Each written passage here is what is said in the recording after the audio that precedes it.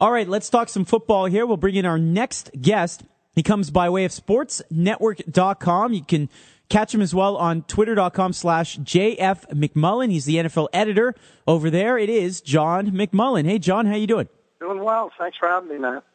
Good to have you on the program as always. I know you're a guy who used to cover the Vikings, so I'm sure you still have a soft spot for them. You'd like to get them in the playoffs, I'm sure? Well, I obviously when you cover a team for almost a decade, you have an affinity for some of the people in the organization, but you try to be as above board as you could be. And right now, it's not looking good, even though they're winning, as you mentioned. I think that Antoine Winfield injury was really key. He came into the game with a broken hand. He aggravated it, and he's been on the sideline since that last drive of the first half. And it's interesting how one key injury and the dominoes can start to fall. Hold on a second, John. How do you aggravate a broken hand? If it's already broken, how do you aggravate it? I mean, and the fact that all week he had acted like it wasn't a problem, he was going to play, and sure enough, he was out there. But obviously, it's hurting more than it was because he went out with a broken hand, and now he's sitting, he's on the sidelines with a ball cap, so it looks like his day is done. And I'm not sure the Vikings can hold up on the outside, especially against Aaron Rodgers, the way his ability to throw the ball in tight windows with some secondary-type players that probably shouldn't be on the field at this point. John, is it integral for the Packers, do you think, to get that home field advantage as well? I mean, they're in the number 2 seed now. If they lose this game, then the Niners continue to lead in San Fran against Arizona. Green Bay has a home date next week as opposed to a bye week. Well, I mean, you always want to get that bye. Statistics say it doesn't matter as much as it used to matter because it's certainly the last 2 Super Bowl champions, Green Bay and New York, were both wild card teams, 5 of the past 7, I believe. So it's not as important as it was at one time. But if you ask any NFL coach, I mean, they don't want to play next week if they don't have to. Anytime you go out on an NFL field, there's an opportunity you can lose. So if you can skip that step, and certainly you're going to have that first home game in Lambeau Field no matter what, but if you can skip that first step, it's certainly advantageous. All right, elsewhere in Detroit today, the Bears getting a big win over the Lions. It wasn't easy. 4 turnovers, I believe, maybe 5. I lost track against Chicago. Detroit Lions were just abysmal.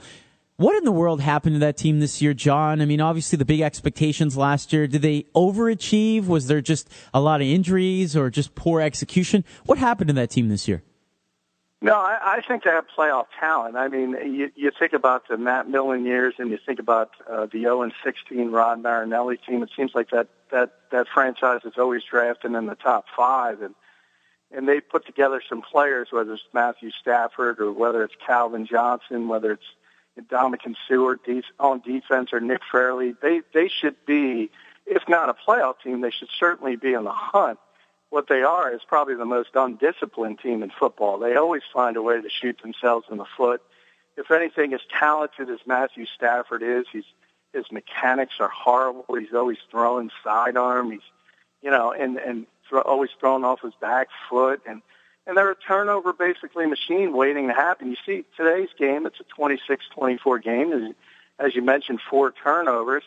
I mean, if you play a little bit cleaner, not saying you have to no one's going to ever not turn it over all the time, but, you play a little bit of a clean game, you play smart, you probably win that one.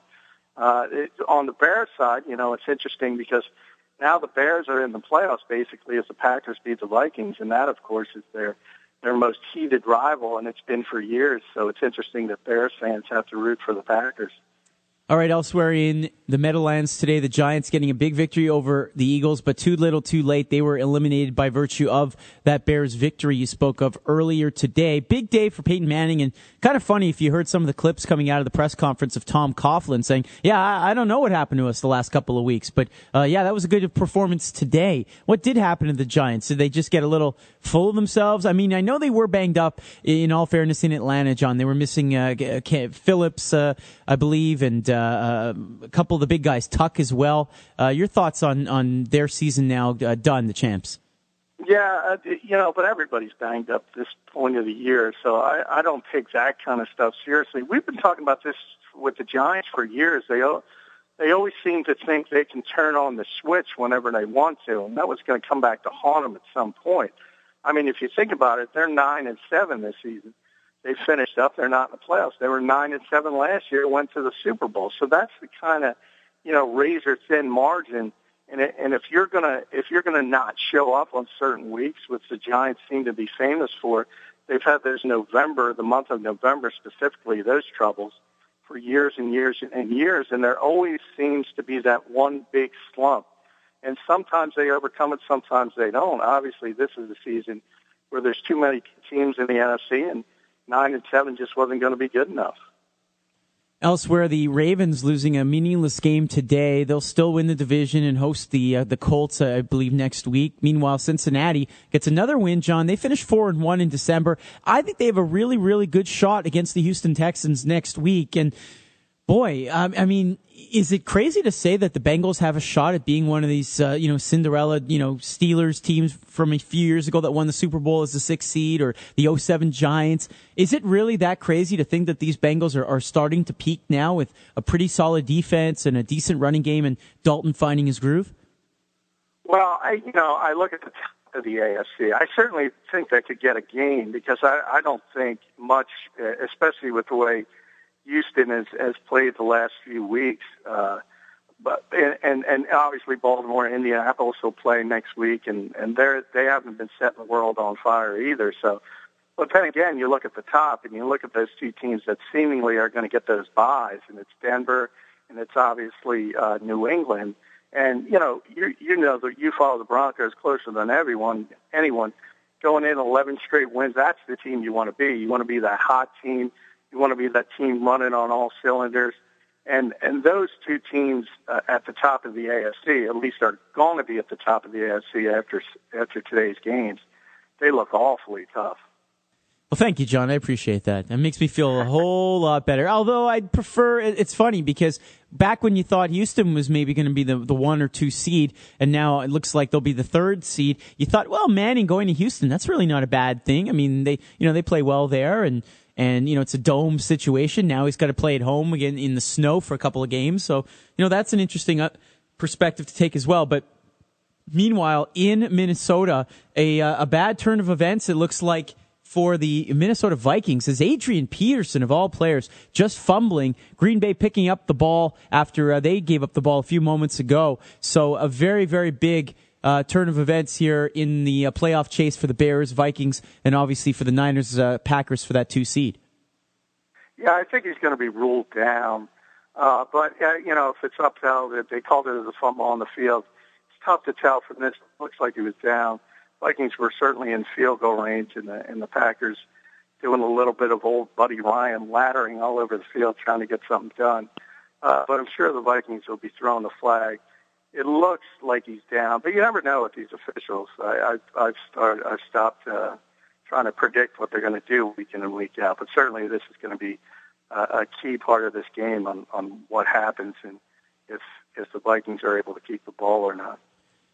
John McMullen joining us from sportsnetwork.com. You can click on the NFL content there, and John's heading up everything that they do. JF McMullen on twitter.com as well if you want to follow him there. All right, John, a final thought from you here as we move into postseason action for 12 of these teams.